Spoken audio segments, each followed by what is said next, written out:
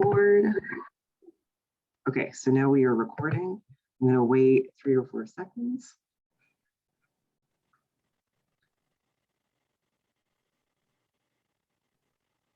Okay, cool. All right, let's do this. So it is August 11th, 2021 at 10:02 a.m. and this oral history is being recorded over Zoom. I am Gentris Petrie and I am located at the Tiley House at Colorado State University in Fort Collins, Colorado. I am here with Tim Thornton. Nice. And Tim, where are you at? I am in southeast, well, in Aurora. You wanting me to give the address or? No, not the address, just like I'm in generally. Aurora right now. Okay, I'm cool. at my office in Aurora. Very cool. And today we are completing an oral history with Tim Thornton. All right, let's do this. All right, so if you could tell me like a little bit about your background, like who you are, family stuff. Yeah. Well, I don't know if we have enough time here. I was born and raised in Vietnam. At a very young age, around age 9 years old, I walked into a minefield. Got blown up, shrapnel, scars everywhere. And I was taken to 95th Evac Hospital in Chu Lai, Vietnam. By that time, I lost both parents during the war, due to the war. I had no one really to go back to after I was healed or gotten better. So I remember the first thing when I opened my eyes, waking up, I saw this nurse, American nurse, blonde hair, blue eyes. She was 23 years old. Fell in love with her. So it took several months for me to get my courage up, but finally I got asked a janitor, Vietnamese janitor who speak English, to translate for me, asking the nurse, her name is Marion Thornton, if she would adopt me and take me to America with her. So here I am, you know, at that time being a single female in the Army, to be able to adopt me and knowing the right people at the embassy in Vietnam to get it going. And here brought me over March 15th, 1972. Nice. Yeah. Where did you guys move after that? Well, we landed, our first stop was Los Angeles. She took me to Disneyland. I said, man, I'm gonna love this country, right? I thought it was gonna be like that everywhere, but not so. We stayed there for about a week, played around, and then moved to, and then fly to Michigan is where she's from, Royal Oak, Michigan. It's a suburb of Detroit. Lived there for about 3-4 months. Saw my first snowstorm there. Didn't know what it was, so I ran out in shorts and freeze my rear end off. So from there, we moved to Kalamazoo, Michigan. She was working at a clinic for migrant workers to help take care of migrant workers. Then from there, she got a job offer down in the Valley, Donna, Texas. So we lived there from 72 through 75. And then she got another job offer in rural Colorado to open a brand new clinic in the Four Corners, Southwest Colorado, where it's a little small town, Dove Creek, Colorado. Okay. And we were there from my 6th grade year to graduation. We lived there for 6 years. So you actually, it sounds like you moved quite a few places like quite quickly before moving to Colorado. what was like transitioning to It was school? different. It was difficult because I was still learning the language because I couldn't speak English very well. So the transition part was hard. At that time, there was not a whole lot of Vietnamese here in the United States until the fall of Saigon, which is 1975, right? So, moving and blending in, I blend in pretty good down there in Texas with all the Hispanic kids and stuff, and I learned Spanish. And I totally, by the time, I don't speak it fluently, but I just here and there. But by the time learning English and picking up a little bit of Spanish, I totally almost forgot all my language because I spend my time reading the World Book Encyclopedia, trying to learn the language and learning and stuff. So yeah, it was a little hard. So, okay, that makes a lot of sense. And what was it like growing up on the Western Slope in such like a rural area? What was your like high school? There was not a whole lot to do. I was involved with sports. I love baseball. I love football. I played them both. It's a small town, so I'm not very big in high school. Certainly I'm bigger now, more than I want to be. But through high school, I wasn't, under 130 pounds, but I love baseball and football. And I did that. Not a whole lot of things to do back then, because there was no cell phone, there's no internet, those kind of like the kids grow up nowadays. But we go do a lot of fishing, do a lot of rafting. There's a lot of rivers down there. So, but it seemed like forever living in a small town. Dove Creek is considered pinto bean capital of the world. Yeah. Did you ever get like wrapped into that kind of like work or? Yeah, well, I started working very early. Even when I was in Texas, I used to go pick tomatoes in the valley. For every bucket you get 50 cents, right? Hard work. By then you're lucky to make 15 bucks. Then down in Dove Creek, Southwest Colorado, I hoe beans, pick up rocks for farmers. By my senior year, my mom knew someone that was a farmer. He grow beans, wheat, alfalfa. He gave me 1,000 acres. He said, here, you do all these things and I'll give you a share of the crop at the end of the year. So that's what I did before I went to, after my senior year, that's what I did for the summer, and then went to college. So you went to community college in Risley. So that was still like the Western Slope, yeah? Not really, Rangeley. Oh, sorry, yes. Yeah, it's Northwest Colorado. So it's just northwest of Grand Junction.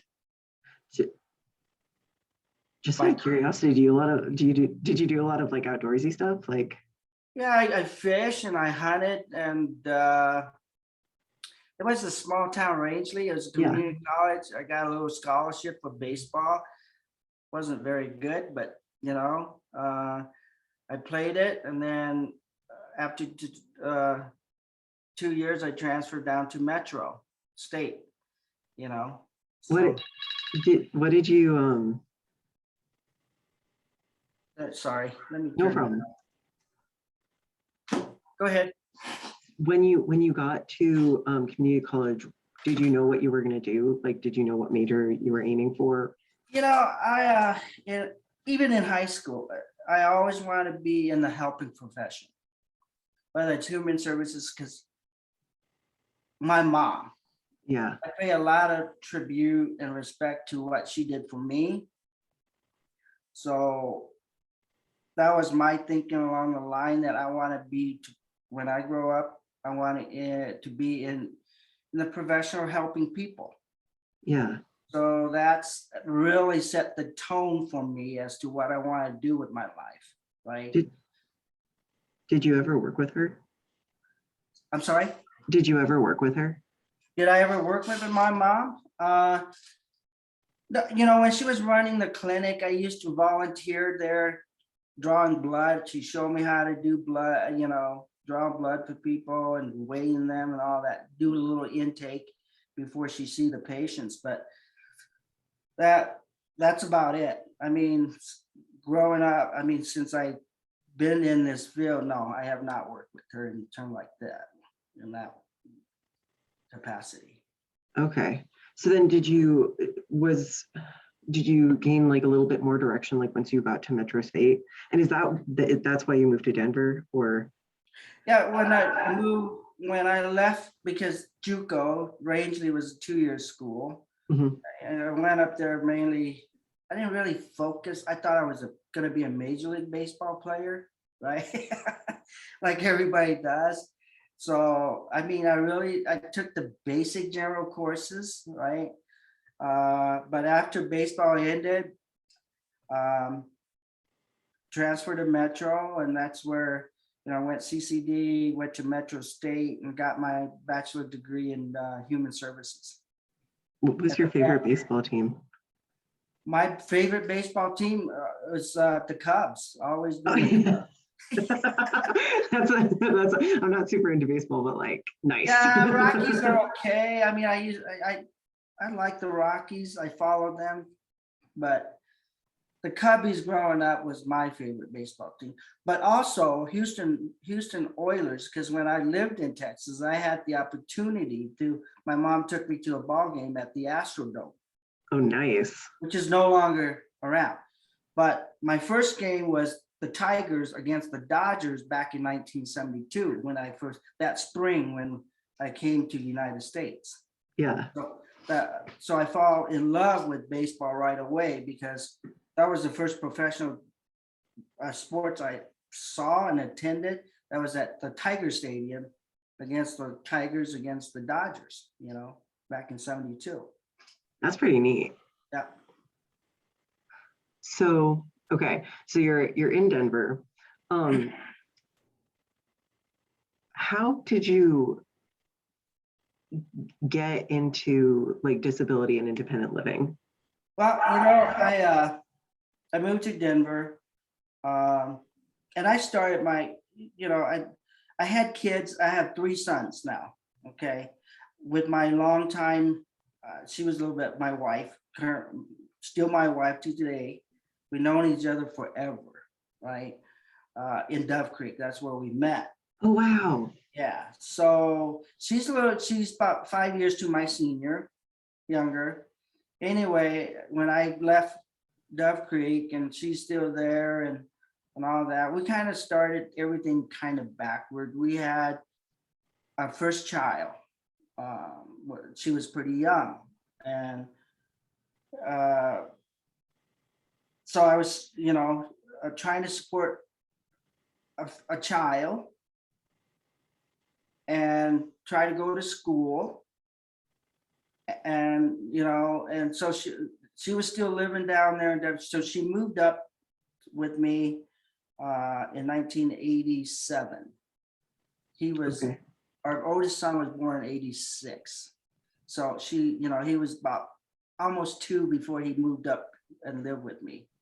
And then we finally got married in 89, right? And then we have 2 more childs. Now we have 3 boys total and 7 grandkids. Wow. So you met in Dove Creek. Yeah. Was that like when you were in high school or like? Yeah, in high school. Oh, that's wonderful. Yeah, yep. So So you were long distance that whole time. Long distance for that whole time, about a little under 500 miles from Denver to Dove Creek. Were you going back and forth? I was there every weekend.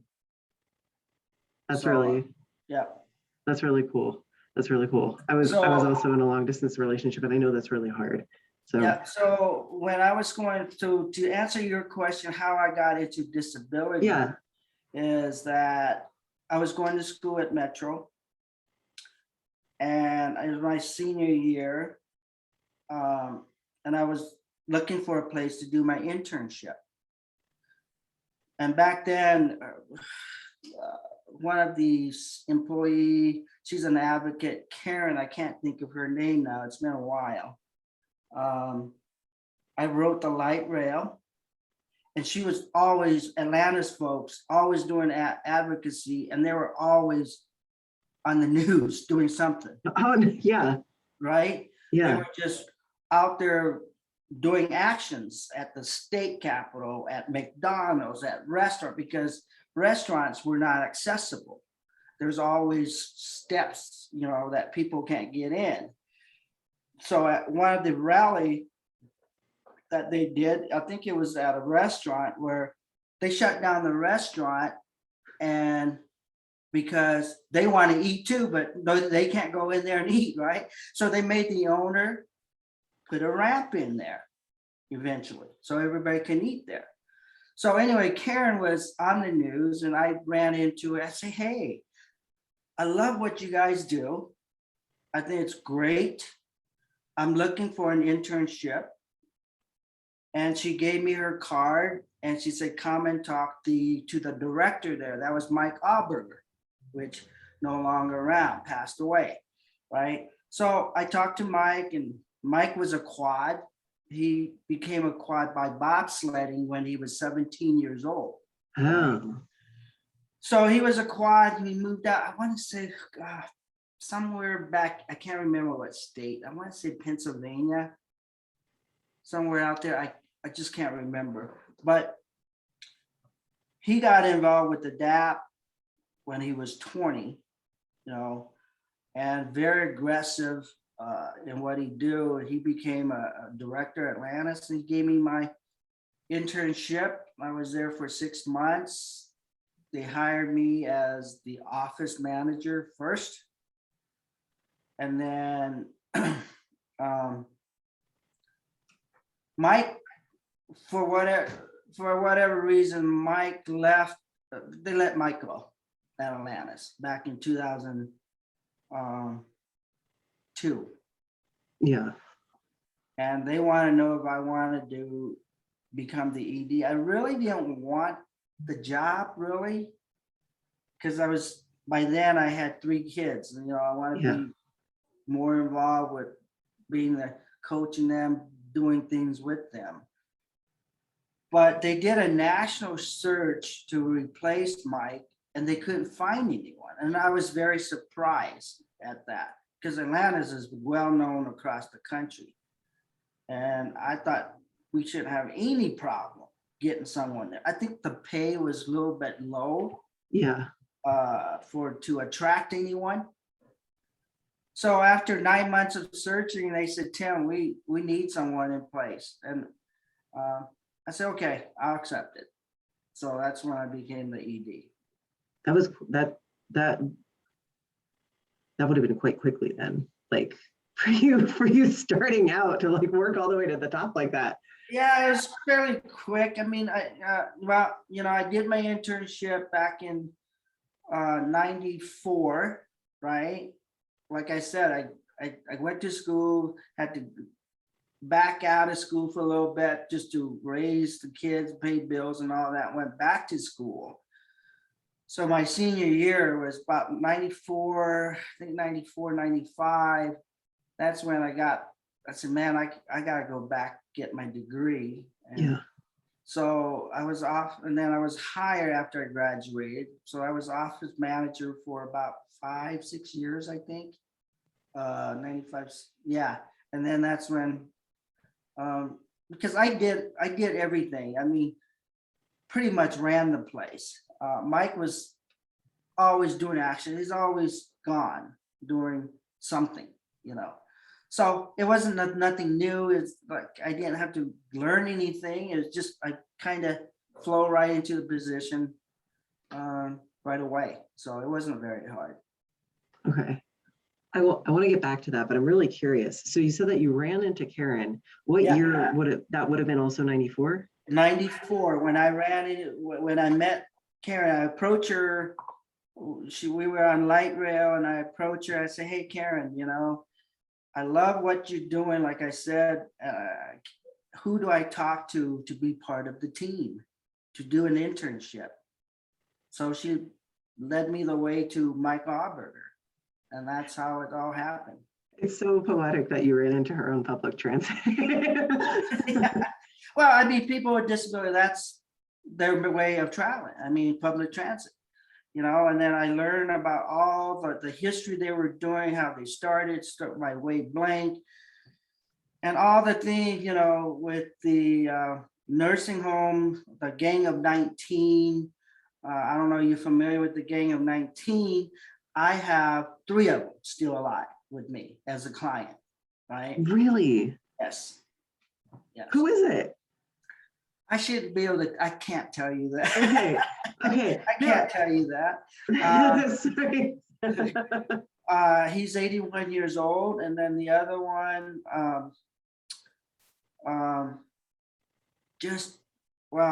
he just passed away. Yeah. Yeah. And then another one, a male, but he's CP, he's been around forever. He's refused to, seemed like he outlived everyone, I just found out that the Conrads are actually alive. That the Conrads are actually alive. Which is really surprising to me. That's neither here nor there in the context of this, but we should chat about that. Yeah, he has severe CP. Communication is hard for him.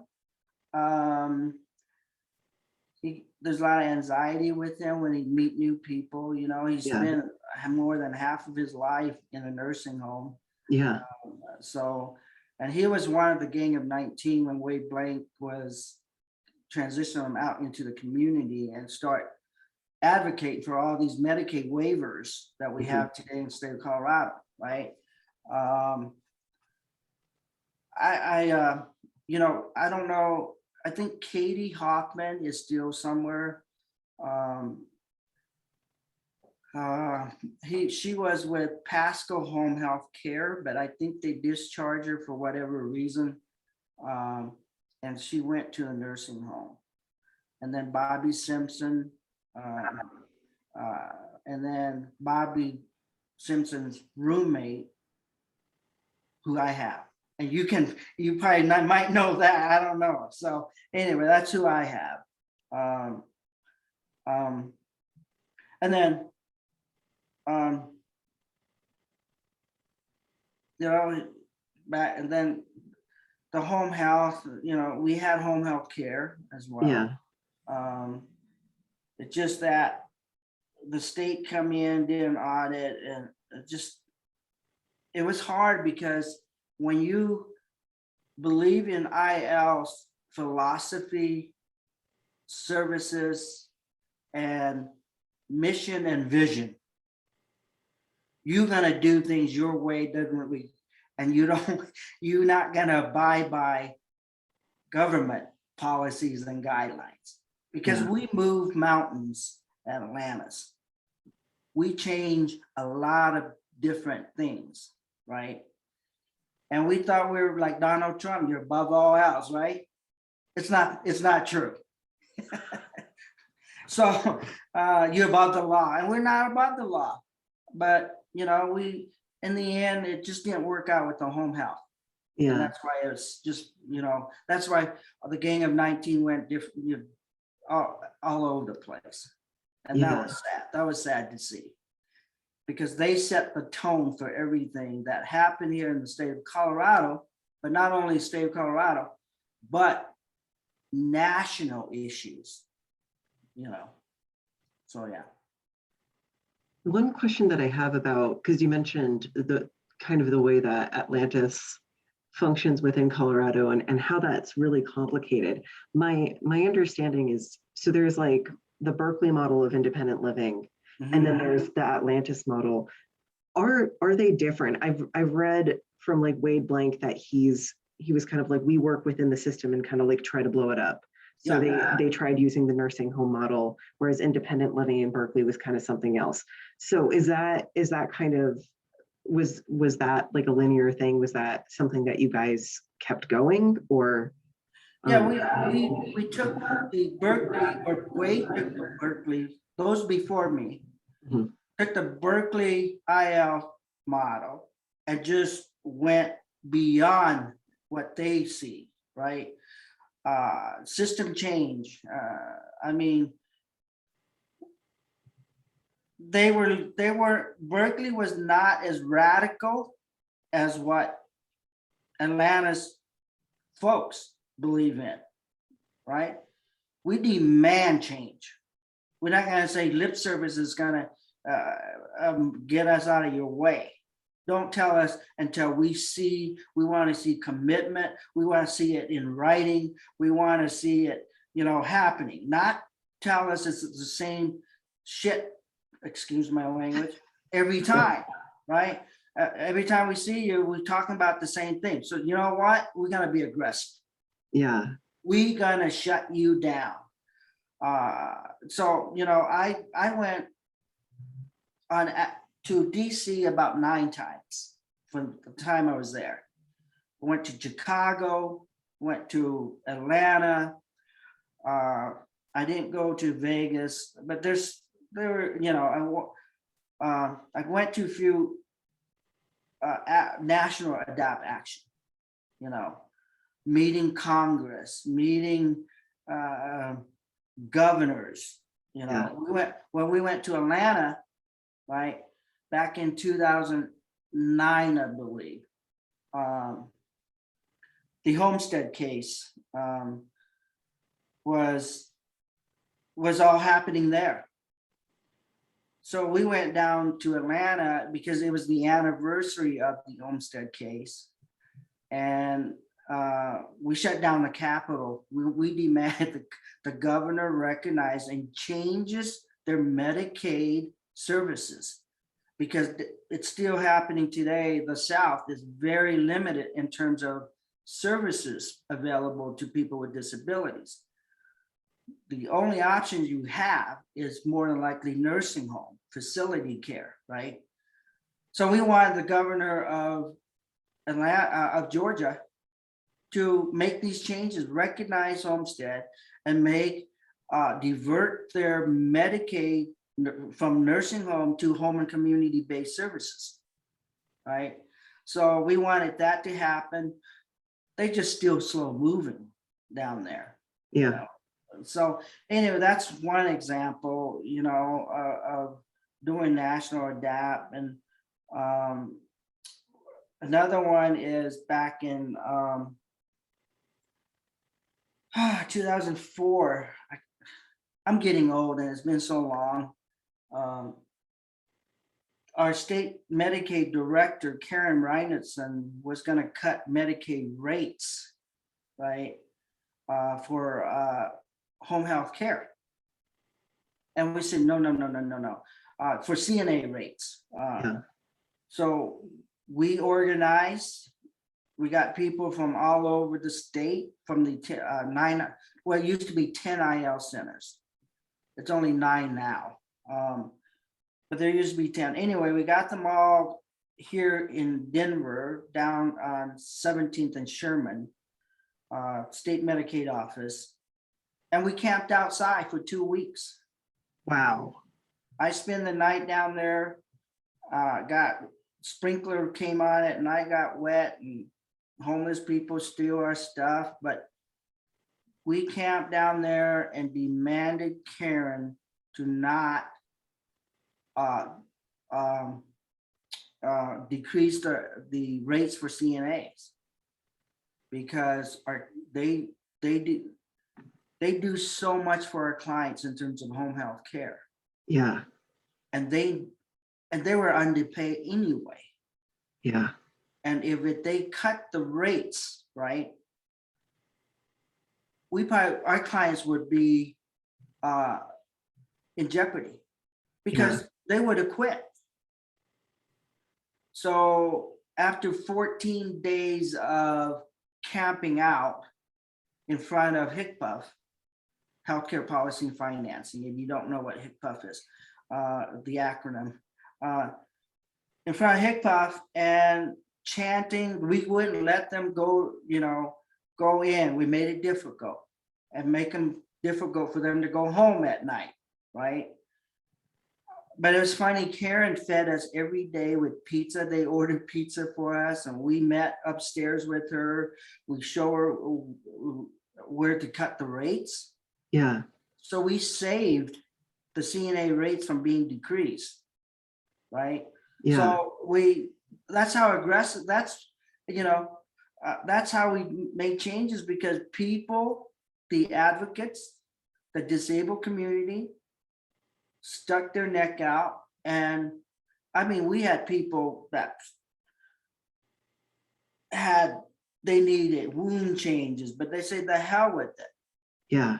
I need my Medicaid. I need my CNAs. Yeah. So they stay out there. They got their CNA came out and do their care, which the state had a huge problem with it, because they're supposed to receive it in the home, right? Yeah. Not outside in the street somewhere, like in public. Anyway, they close their eyes, they pretend they didn't see anything. But we made changes in that way, in a lot of aspect. I mean, what we have today, like I said, is the advocacy, the aggressiveness that Atlantis was out there doing, and I think that's what sets Atlantis off Berkeley, what they do. So, sorry. Go ahead. So, did you, even you personally as director, did you try to maintain a relationship with Berkeley, or was that just something that was like? I did not. It's only what I was told and read about Berkeley. So I never stayed connected with Berkeley. That was, Berkeley. Because when Wade Blank, and I'm sure you already read up on him, when he came out west as a pastor, made a pit stop here in Denver, and was a orderly at a nursing home, which the Gang of 19, where the Gang of 19 was. So he took a drive with Barry Rosenberg, because Barry Rosenberg was the co-director also with Wade Blank. I love Barry. Yeah, he's great. Barry's a great guy. I don't know if you had a chance to talk to him or not. Yeah, I consider Barry's a friend, but Barry's a great guy. Anyway, they went out to California and see what's going on. They brought, took some things and brought back and opened up Atlantis. And in the end, Wade and Barry kind of separated because different thinkings, whatever, right? So, and Barry opened up his own little home health care, but became big, huge, full of clients.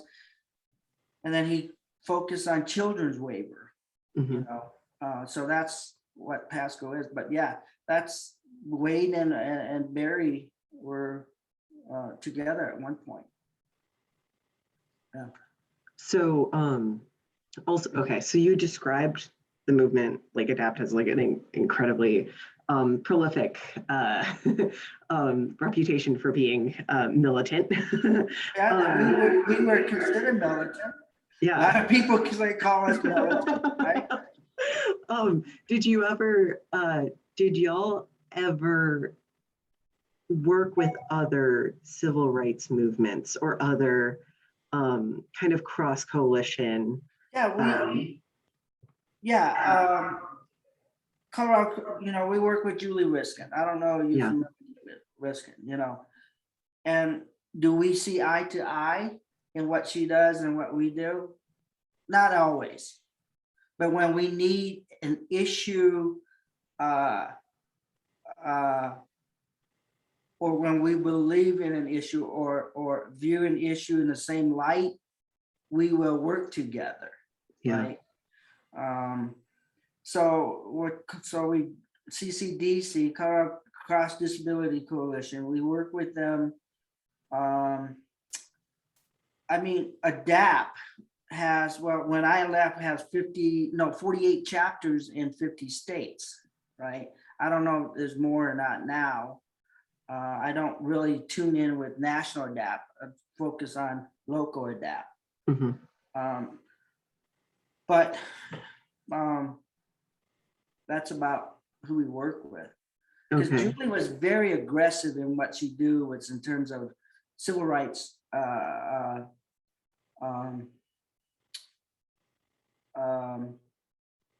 like housing discrimination, civil rights discrimination. Okay. So, so if we have a tenant struggling with landlords or Section 8 issues, Section 8 housing issues, we will connect with Julie Riskin because she's very aggressive in terms of dealing with landlords. So yeah. Especially earlier on in Atlantis's or your involvement with Atlantis, did y'all ever connect to like the LGBTQ community? I know that you guys were like coming off of AIDS, and I know that's kind of like a cross issue with disability. Yeah, I mean, we have a big rainbow with a wheelchair. We did not discriminate. Everybody's treated as has a disability, right? Yeah. I don't know you ever, I don't know what we used to, when you walk into old Atlantis, there's a new building now, right? It's so sad because when that building went down, I'm like, man, there's a lot of people that we gave respect in terms of trees, rosebuds, ashes out. Oh yeah. It's been, yeah, we were very sad when that all got torn down and developed, right? Were you forced out by the city or? No, the new administration, they wanted to, because Atlantis office was sitting on 2.3 acres of land. And developer wants for years wanted to develop housing, low-income housing. And unfortunately, it's not low. I mean, it's expensive housing. And so it's kind of deter what our philosophy was with the new administration. So no, they sold it because it was worth a lot of money. Yeah. A lot of money, that 2.3 acres. So they kind of sold it and developed it into housing, you know. And so you said that there were memorials and There's a they memorial. were, People, are they still there? Oh yeah. Well, I don't, you know, we always, those who didn't have family didn't, the early folks of Atlantis didn't really have family members in terms of services and what they want to do with the ashes. And a lot of those clients, old time clients said, hey, I want my ashes spread on Yeah. Atlantis property, right? So that's what we did. Yeah. Yeah. So, and they know this, everyone knew the history of that. There were trees planted. Yeah. And they were all bulldozed over, you know, it was a sad thing. Sad thing. That's hard. Yeah, That's it was hard. very hard.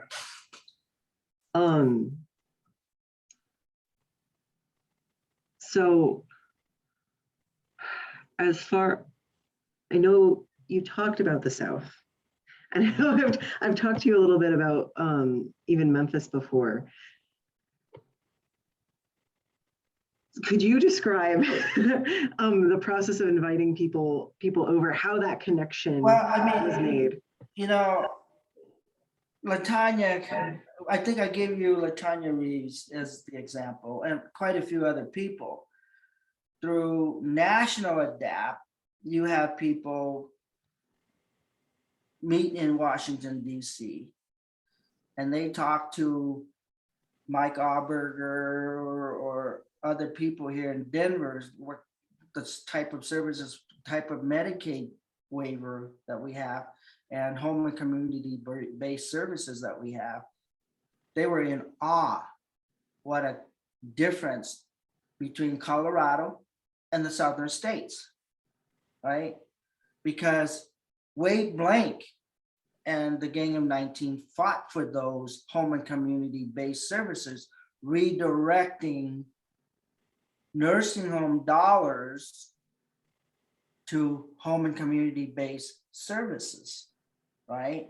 So that's why all these services, different waiver they have here, and people wants to live in their own home, right?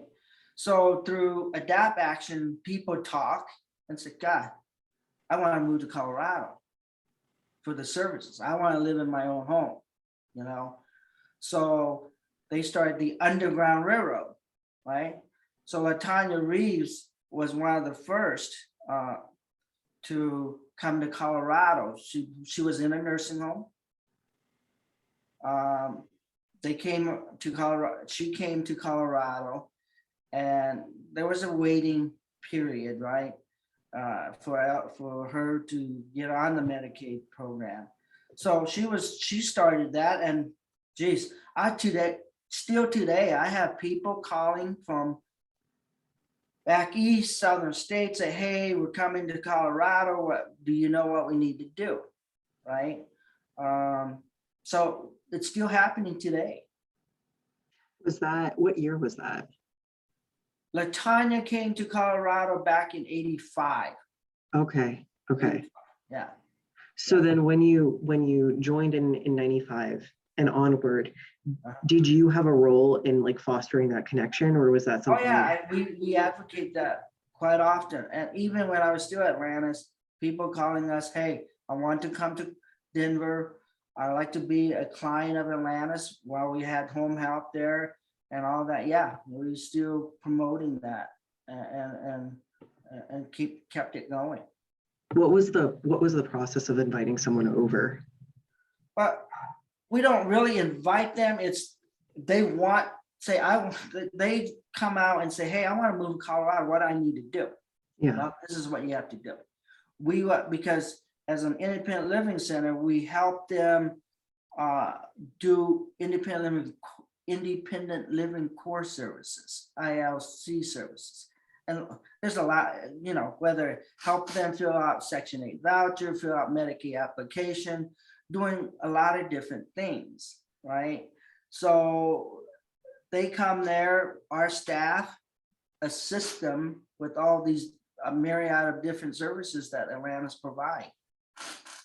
Yeah. Okay, so it sounds like that y'all had to develop like a separate, almost kind of like transition. Yeah. Yeah, when I was at Atlantis, I started certain things were already there, but I start a home modification program through the city and county of Denver. We started out with $100,000 through Denver Office of Economic and Development, right? We contracted with them and this is only applied to Denver County residents, okay? That if they need widening their door, just anything in terms of home modification, ramps, that we utilize that money up to, at that time was $3,500. By the time I left, every year we renew, I got to do my paperwork. And by the time I left, it was $250,000, and then they lost it 2 years later after I left, right? So anyway, we had that program for 12 years. Don Russell ran it for me for a while. Oh, wow. But yeah, those kind of things, and continue, and then anyway, the home modification program, and then Arapahoe County adopted our model in terms of home mod. They did it through someone else. At first, we contracted with them to do the work for them. Yeah. And then they had someone else doing it, which is fine. It's, keep it in Arapahoe County. Yeah. But we helped them set it up as well. So what year did you leave Atlantis? I left in 2011. Okay. Yep. September of 2011. Okay. Not to jump back and forth too much, but I'm really curious. What was it like working with Mike Auberger? was great. And, he was just, I learned a lot, but the thing is, he just take one day at a time. He can get nasty when he wants to, or he just totally nonchalant about things. He really believed in disability issues. And he stressed that across the board with all the employees. You're here, part of your job is going out and doing advocacy work, right? You're not stuck in, you're not gonna push paper. And that, I think that's his downfall, should be pushing paper, not, I believe pushing this, but you also should be pushing paper too. Yeah. But pushing issues were more important, right? And that's kind of instill in people. So they really say, oh, I don't think I want to do paperwork, I'm going to do actions. And those kind of things kind of fall to the wayside. And in the end, I think that's what part of Mike's downfall. And when the board voted him to, let him go. But I enjoy working with him. Yeah. So I like the guy. Do I always agree with him? No. But do I respect him? Yes. What did he do after that? What did he do? Like after that, yeah. After Atlantis, he thought the whole national adapt, because he was tied to national adapt. I mean, he did a lot here in Denver and Colorado and stuff, but he's well known around the country, right? Yeah. And he thought people shunned him for what happened. And maybe there's some embarrassment, because after that, he was pretty non-existent with adapt. Wow. He lived in the one of Atlanta's apartment building right off Federal and Colfax and Federal. It's called Liberty House. Yeah. He lived there, and Atlantis created, when I first joined Atlantis, we had everything combined. The housing, home health, all these things, right? But we were getting grants, federal grants, RSA money to do independent living services. So when they came and audit, and they do it every year, but they know that we have housing. So in 97 or 98, they said, you got to separate the housing piece and the IL piece. Right. Okay. So we created the Atlantis Community Foundation to put all the housing, the apartments, into one. And then Atlantis itself was the IL part of it. Okay. Right? So when Mike left Atlantis, he went over and helped kind of resident apartment manage, keep an eye out on Liberty House is what we call it. So that, and he really didn't get involved with advocacy anymore after that. And then he passed away. Yeah, he was, I think pride and shame, maybe. Yeah. Of what happened. So he's pretty, after that, he was non-existent. I did talk to him a couple of times after that, and, and he didn't get up, start developing serious wounds, and kind of ate him away. Yeah. Ate him alive. Ah, shoot. Yeah. Okay. Like, I will say that kind of explains a lot, because it's the same thing. It's just like, where'd he go? And that explains it. That's what happened. He just kind of like hibernated, because after all that, because it just, when you run a nonprofit, it's kind of like a mama papa shop. Yeah. Not a nonprofit. There was just, he Babs Johnson, his significant other for a long, long time. Um, there were some things that happened, and they all worked together, and it just made it really hard on him, Yeah. you know, and then there was two families, the Gold family and the Auberger family, they pretty much, one runs the housing, the other one runs the IL, and it's just didn't go well. It didn't go well. So, So that must have put a lot of pressure on you, because like that yeah, it did. I mean, not just logistically, but like, was there an aspect of like, Wade Blank had passed away. Mike Auberger's kind of out of the picture now. And so you're like kind of the first person who's like, all right, these big names are kind of gone, right? Like, what was that like? Well, I mean, it was so stressful at the end. I hung on for a while, trying, hopefully, encouraging staff to change. The big part was trying to get Babs to change. Babs was my significant other who passed away, I want to say 5 years ago.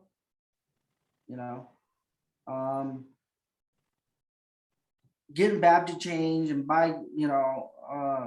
that was hard.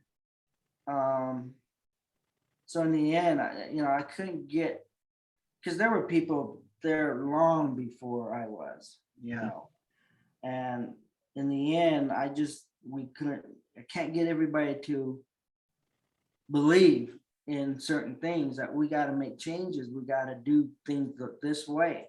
Well, until we can change the system as advocacy, we have to follow it. We got to there's guidelines that apply to what we do, and that was hard. And that at the end, I said, I had enough. I can't continue, because my health was not good, Yeah. So, So in 2011, then, was that when you started for Range Home Care Services? Was that like a your year off. transition? I took kind of a year off after I left in September. My son, my second oldest son, Tyler, was about to graduate from high school. No, he was going to school in Golden, Colorado School of Mines, played baseball and everything. So luckily my wife was working as a hygienist and able to support us. And I kind of worked slowly, putting a Front Range together and be able to travel and watch my son play baseball. And then we finally. He plays baseball too, nice. What's that? Yeah, so I was able to do that. Thank goodness for my wife, was able to support us. And then put things together, and we opened July 1st, 2012. Well, that's when I start taking the three gang of 19 and then Tanya from Memphis, Tennessee, coming over. And I'm a very small provider. I mean, Front Range, I don't want to be big.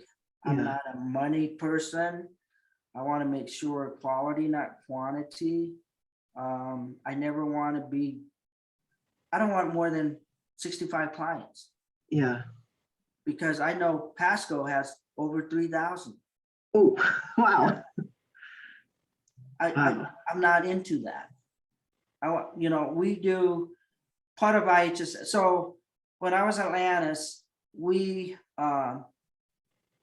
started a Medicaid waiver using California model IHSS, in-home support and services, right? Myself, Julie Riskin, and David Bowen from Action on Independence, or AOI.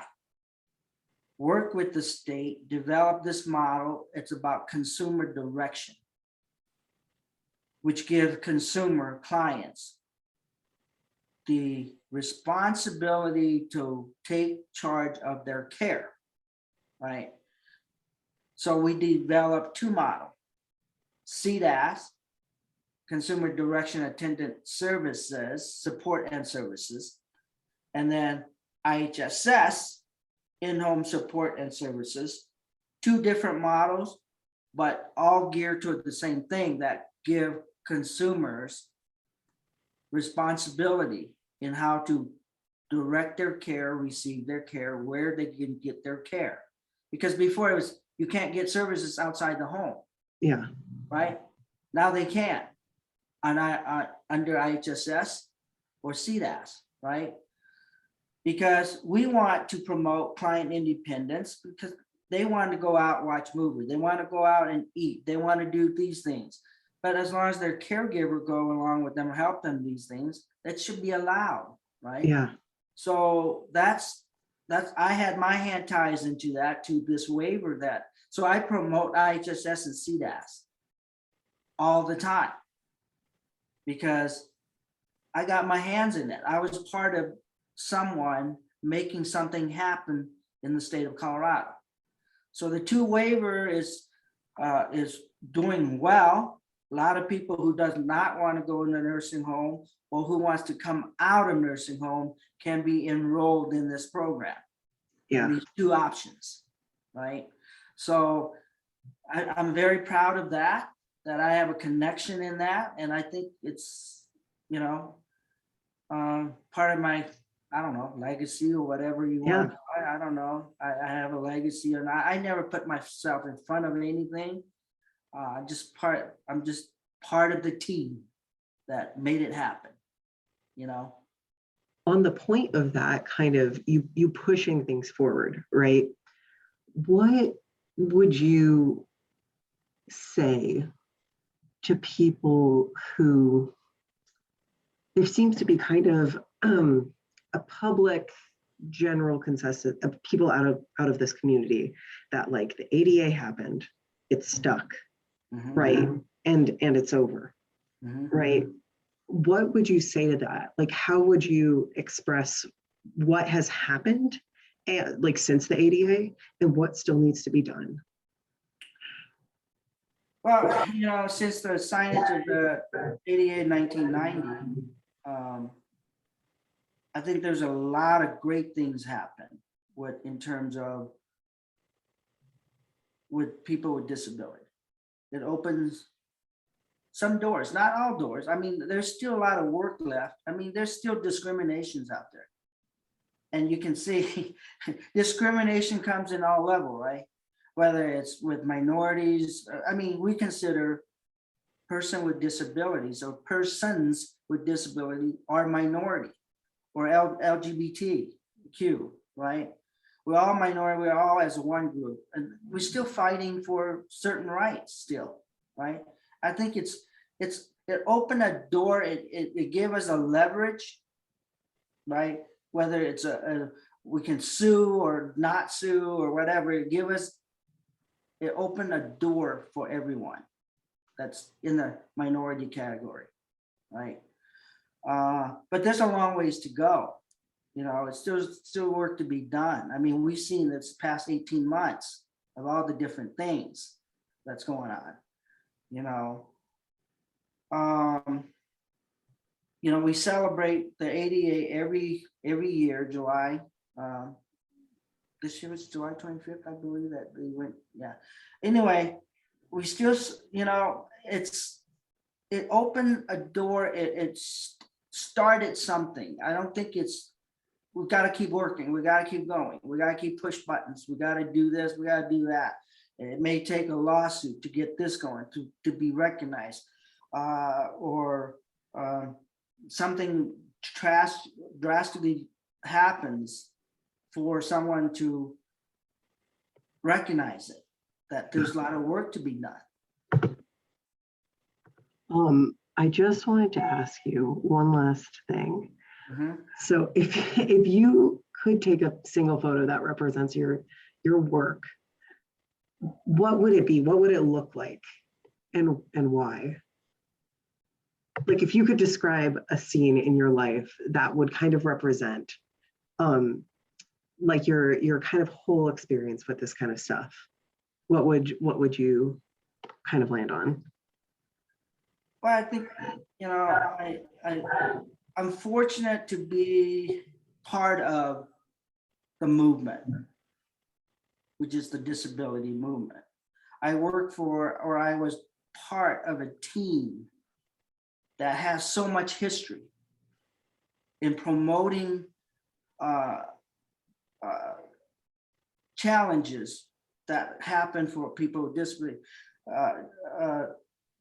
Not promoting challenges, but fighting against all the changing the system with all the challenges that people with disabilities have, you know, and making a change.